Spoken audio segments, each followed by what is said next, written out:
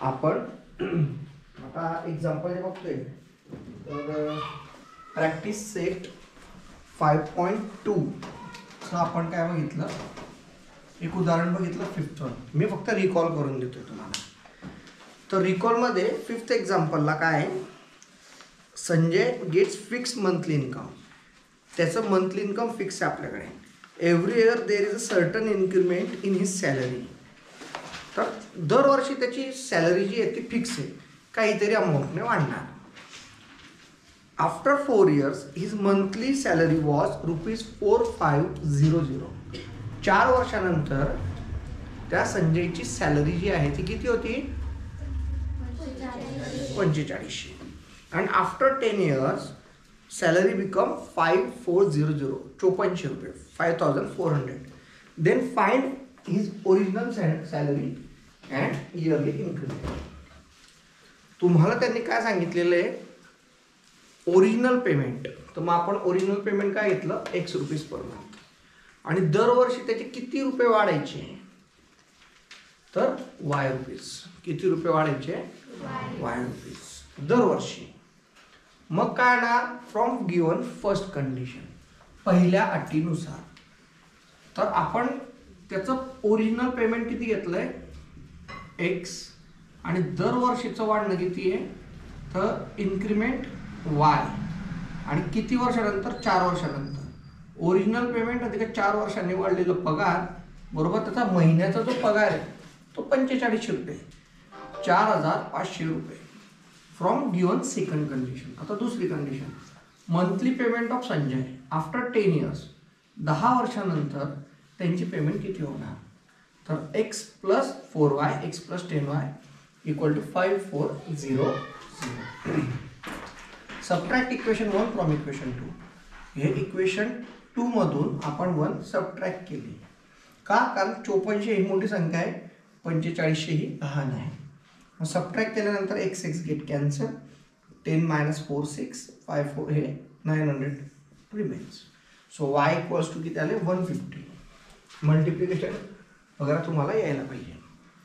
Put y = 150. मग कुठं put केलं, जिथं तुमचं विश मन करेल तिथं भागू आपण काय करू शकतो, पुट करू शकतो. X + 4Y = 4500. मग वायच्या ठिकाणी काय घेतलं आपण, 150.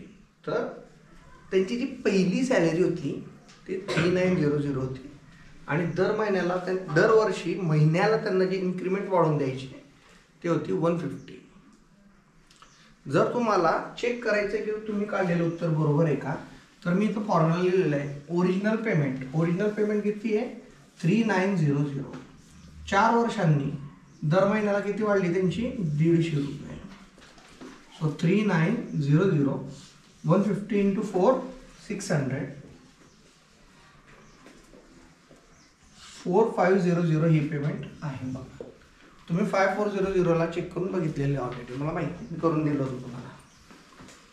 मग लेट दुसरं आता काय तुम्हाला दिलेलं की त्यांनी क्लिअर दिलेलं आहे की काही चेअर्स काही टेबल आहेत त्यांची किंमत. तर मग काही चेअर्स काही टेबल, आता प्रॉब्लेम न वाचता सांगू तर बघा, 3 चेअर 2 टेबल किती किंमत आहे, 4500. आणि 5 चेअर 3 टेबल. तर आपण चेअरची प्राइस घेतली C, टेबलची घेतली T. तर 5 chair 3 table 7000ला.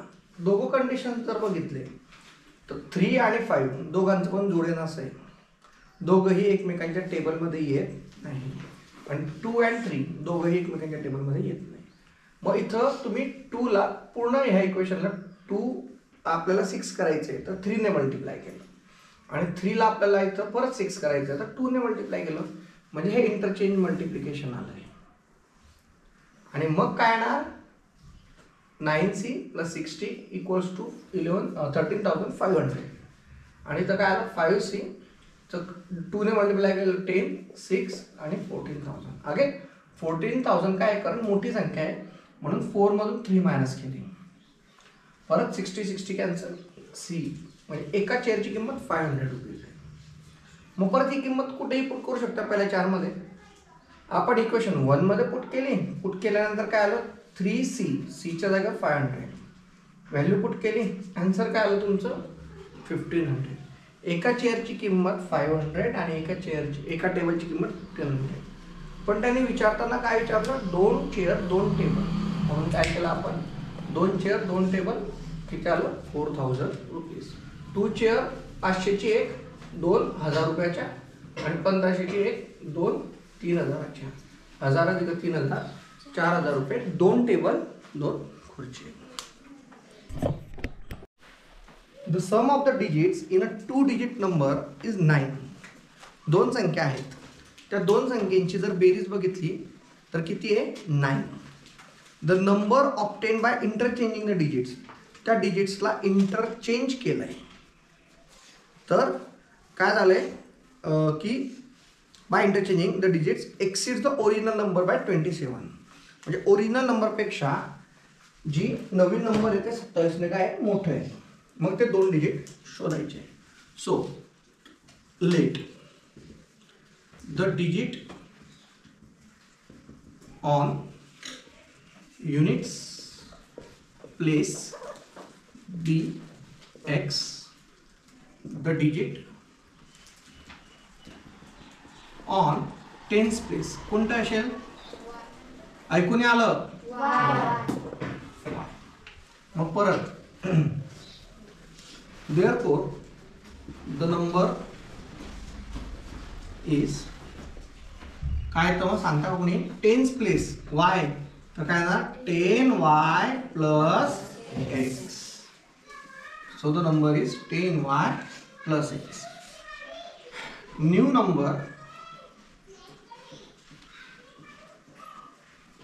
by interchanging digits. नंबरची तनुजा काय केली आता, अदला बदली. काय केली बेटा, अदला बदली. हो, तर काय ना, न्यू नंबर वायच्या जागेवर एक्स, एक्सच्या जागेवर वाय.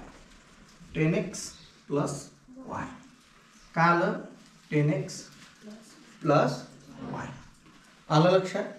मग पुढे कंडिशन काय आहे, the sum of digits according to first condition.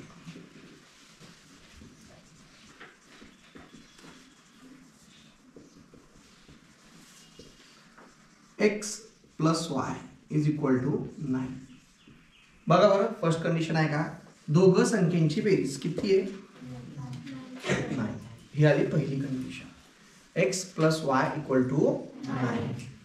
आता यांना मी काय करेल, x plus y 9 equal to 9 ला एक कुठेतरी इथं कुठेतरी मी काय करेल, अरेंज करेल. बघा मग y equal to 9 minus x. Y equal to काय केलं मी, 9 मायनस एक्स. इक्वेशन 2. इक्वेशन काय आलं, 2. मग according to second condition. According to second condition. मग काय, न्यू नंबर किती आहे, आणि जुनं काय होतं, तर 10y प्लस एक्स पेक्षा नवीन नंबर हे कितीने मोठं आहे, 27. जुन्या नंबरपेक्षा नवीन नंबर समजा हे 36 आहे. आपण बोलता बोलता चुकून काढलंय का बरोबर काढलंय मला नाही माहिती, पण 36 प्लस 37 इक्वल टू किती येणार, 63. आलं का लक्षात. 36 प्लस 27 बिकम्स 63. 6 7 13, आजच्याला 1 4 2 6. मग पहिली संख्या कोणती तुमची, 36. तेव्हा 10y प्लस एक्स, आणि मोठी संख्या 27. हे तुम्हाला खूप मदत करेल.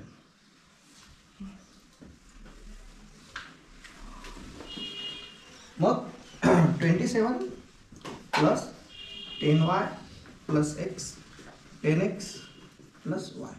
भाऊबंदकीच्या जवळ आणायची का मग, पहिले एक्स, 10x, एक्स कुठे जाणार, मायनस एक्स हो की नाही, plus y minus 10y equal to 27. 10x minus x plus 1 minus 10 minus 9y. हे किती आहे, 27. मग 9 कॉमन काढलं आहे, एक्स मायनस वाय हे किती आहे 27. X minus y equal to 27/9. Therefore x minus y equals to 3. Equation number 3. आता बघा मी काय केलं स्मार्टनेस, मी x plus y equal to 9 होतं, वायची किंमत काढून ठेवली, पण ते आता मला कामाने येणार का, कारण x मायनस वाय आणि x प्लस वाय सोपं आहे. तुम्हाला सबस्टिट्यूशन पण करू शकता तुम्ही, वायच्या जागेवर काय लिहू शकता तुम्ही 9 मायनस x, तुम्हाला तसंही जमेल, पण आपण एलिमिनेशन नाही करू बाय एलिमिनेशन मेथड.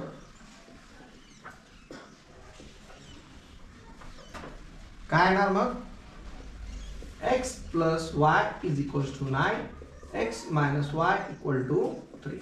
काय करावं लागेल एलिमिनेशन मध्ये, ॲडिंग इक्वेशन 1 and 3. काय ॲड केलं आपण इक्वेशन 1 and 3. तर काय झालं कल्याणी बेटा, हे प्लस वाय आणि मायनस वाय हे काय होते, x plus x 9 plus 3 x is equal to 12/2. Therefore x equal to किती आलं 6. Now put x equal to 6 in equation, जिथं आवडेल तिथे टाकू शकता, पण आपण 1 मध्येच टाकून घेऊ. x plus y is equal to 9, 6 plus y is equal to 9, y equal to 9 minus 6, y equal to 3. So therefore the number is, जे दिलेला नंबर होतो ते काय आहे 10y plus x, the given number. 10 into y is how much 3 and x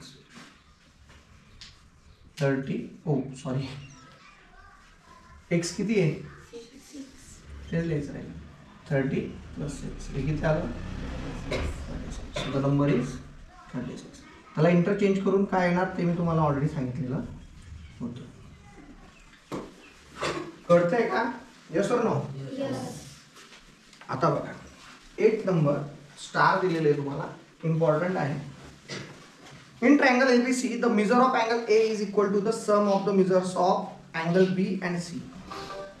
म्हणजे कोण A जे आहे, अँगल A जे आहे त्याचं स्वतःचं एकट्याचं किती वजन आहे की बाकीच्या दोनची बेरीज आहे. A is equal to angle B plus angle C.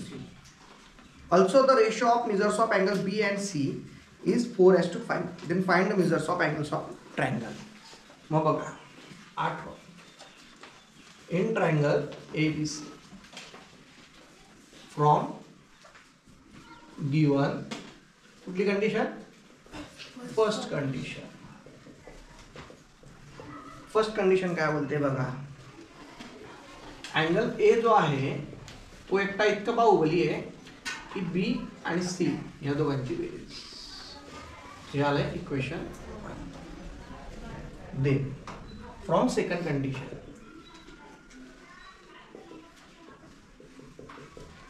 आता त्यांनी दिलेलं आहे की B आणि C चं काय नातं आहे. Angle B and C is 4:5. Then find the measure. Angle B to the angle C is equal to how much? 4 to the 5. 4/5. मग काय ना, angle B is equal to 4/5 into angle C. हे काय आलं equation number 2. Put value of angle B in equation 1.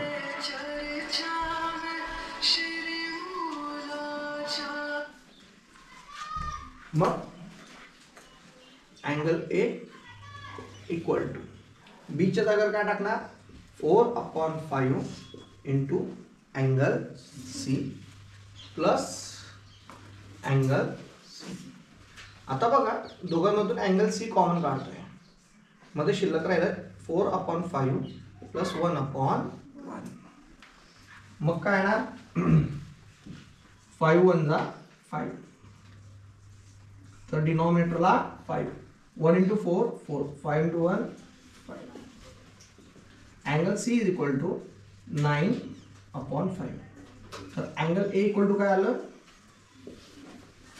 9/5 angle C, 9/5 angle C. So तुम्हाला सर्वांना माहिती आहे त्रिकोणाच्या तीनही कोणांची बेरीज किती असते 30, 40, 50, 60 किती म्हटलं की सुरला सूर मिले सूर मेरा तुम्हारा. हा चाल द्या थोडंसं स्माईल देता का खूप जास्त मग आता हे इन ट्रायंगल ABC त्रिकोणाच्या तीनही कोणाची बेरीज 180 असते. Yes or no? So angle that's it, that's a good boy. 180. So what is angle A? Angle A ची किंमत किती आहे 9/5 into angle C. What is the value of B? 4/5 angle C plus angle C 180. आहे ना दिमाग. बघा परत बघा A ची किंमत त्याची हा जरी बाहुबली होता तरी कटप्पाने काय केलं सर्व स्वतःच्या ह्याच्यात घेतलेलं. बघा हा C म्हणजे कोण आहे कटप्पा, फक्त कटप्पा राहिलाय. हा बिचारा ओरिजिनल बाहुबली बी मरून गेला आणि सर्व गेले Mahishmati Samrajyam. So angle A equal to काय आलं B प्लस C. हे म्हणतो भाऊ पहा थोडंसं A इक्वल टू काय आहे B प्लस C. एकटा एवढा भारी होता भाऊ बाहुबली हा, भले त्याचं नाव B नाही हो मॅ. तर हे दोघांच्या एवढी त्याची ताकद होती. पण काय झालं तरी पुष्पा कुठून आला रे ओम. ओके ओके प्लीज लक्षात घ्या A हा एकटा किती मोठा होता B प्लस C एवढा होता आणि रेशो काय आहे angle B to the angle C is equal to 4/. मग काय केलं B ची किंमत काढली अँगल C या साईडला जाऊ दिला. जरी आपल्याला वाटत होतं की आपण A ची किंमत काढतोय B ची किंमत काढतोय पण परत आपण काय केलं की आपल्याला दर्शन दिलं दर्शनने आणि दर्शन घेतल्यानंतर आपण काय बघितलं की B ची किंमत टाकली आणि त्याची किंमत टाकली आपण A ची किंमत फाइंड आउट केली C च्या फॉर्ममध्ये. कशाच्या फॉर्ममध्ये C च्या फॉर्ममध्ये. आणि मग ते तिघांची बेरीज किती 180. अँगल C कॉमन काढलं 9/5 प्लस 4/5. C कॉमन होतं म्हणून प्लस 1 इज इक्वल टू 180. या तिघांची बेरीज केली. मग 5 5 इथं दोघं ठिकाणी 5 आहेत. डिनॉमिनेटर इथं 5 5 आहेच पण इथं 5 नव्हतं म्हणून इथं काय केलं 5/5 मल्टिप्लाय केलं. 5/5 म्हणजे कितीने मल्टिप्लाय झालं फक्त 1 ने. सारख्या सारख्याने गुणलं बांधलं तर फरक पडत नाही. Is equal to 180. आता जर बघितलं तर डिनॉमिनेटर तिघांचं सेम आहे म्हणून एकच लिहायचं 5 5 आणि तिघांच्या वरची बेरीज म्हणजे addition 9 + 4 + 5 is equal to 180. Angle C O into 9 + 4 13, 13 + 4 13 + 5 18/5 is equal to 180. आता हे जे 18/5 जे लेफ्ट हँड साईडला आहे ते राईट हँड साईडला जाते 5/18. 18 1 जा 18, 18 10 जा 180. मग अँगल C किती आलं 10 5 जा 50 डिग्री. आता A आणि B काढूया. मग सर्वात आधी काढूया अँगल B. अँगल B किती आहे 4/5 into angle C. Angle C किती आहे 50. 5 1 जा 5, 5 10 जा 50, 4 डिग्री. आणि अँगल A किती आहे C इंटू 9/5. C किती आहे C 50 आहे 40 40 काय चाललं तुम्ही मी का झोपेत आहे का तुमच्यासारखा. अँगल A 50 इंटू किती किती so angle A equal to 90 degree. फक्त इतकं कराल ABC ची किंमत परत एकदा लिहून घ्या ABC. हे गणित जे आहे थोडं ट्विस्टिंग होतं स्टार होतं बरोबर म्हणून वेळ पण घेतलाय पण जरा शांततेत बघा. हे काय होतं तुमचं नंबर इंटरचेंजचं एक एक्झाम्पल होतं आणि हे ट्रायंगलचं होतं. आरामात लिहून घ्या. चला